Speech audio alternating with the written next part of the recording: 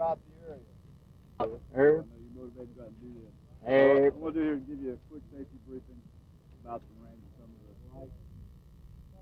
Once first man enters the...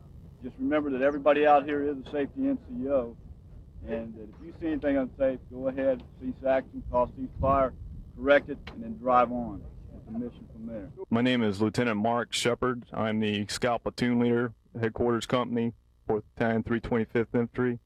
What we got here today is a squad live fire exercise.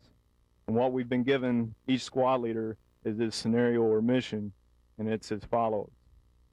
Contact with the enemy has been broken. Latest intel indicates that he has withdrawn to the vicinity of King Abdul Aziz Naval Base.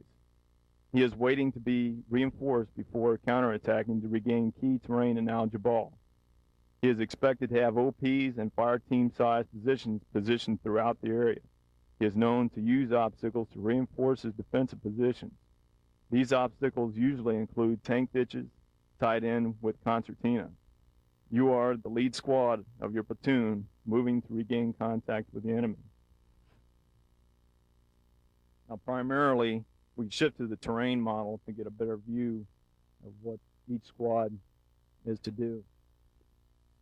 Basically, the squad is to come to the assembly area. They'll receive their ammunition, and they're also giving a safety briefing at that point in time. They're to lock and load at the assembly area. They'll come forward in a fire traveling overwatch, fire team wedges, out to the berm, the 200-meter berm. At that time, they'll drop off an M60, and the weapons squad leader will be there to supervise the firing. They'll have a left limit of 350 degrees and a right limit of 10 degrees. To the objective area, the squad will continue out to a certain point where there are some barrels with some netting over it. At that point in time, they are considered to be well concealed, whether it be a fold or a backside of a hill. The range is flat, so we had to put something in there where they would be considered an assault position that runs the entire length of the range. From there, they would send their alpha team forward, and they would throw a grappling hook while the Bravo team would stay in the area covering or supporting them. The grappling hook would go over. They would then pull on the grappling hook line to ensure that there were no booby traps.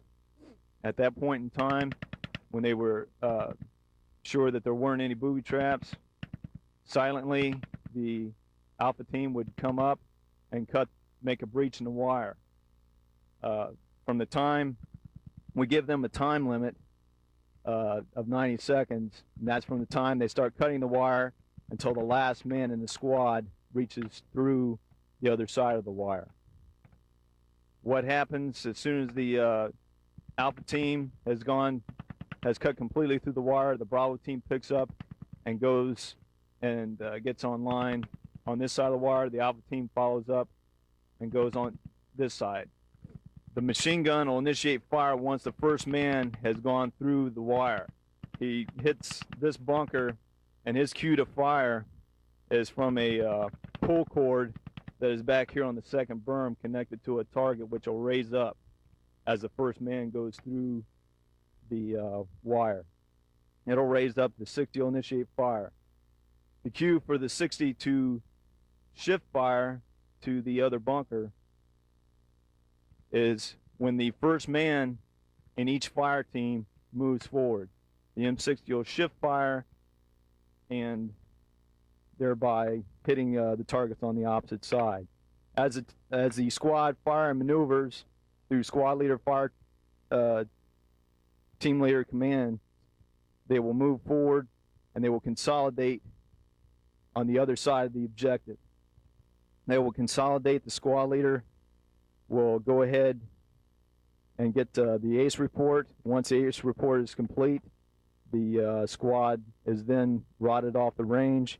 They'll come back through the breach straight to the ammo point, give the ammo point any unexpended rounds, and they'll continue there to the after action review, which is be inside this area. Once the after action review is completed, the leaders will make a determination on whether or not the squad has met the standards.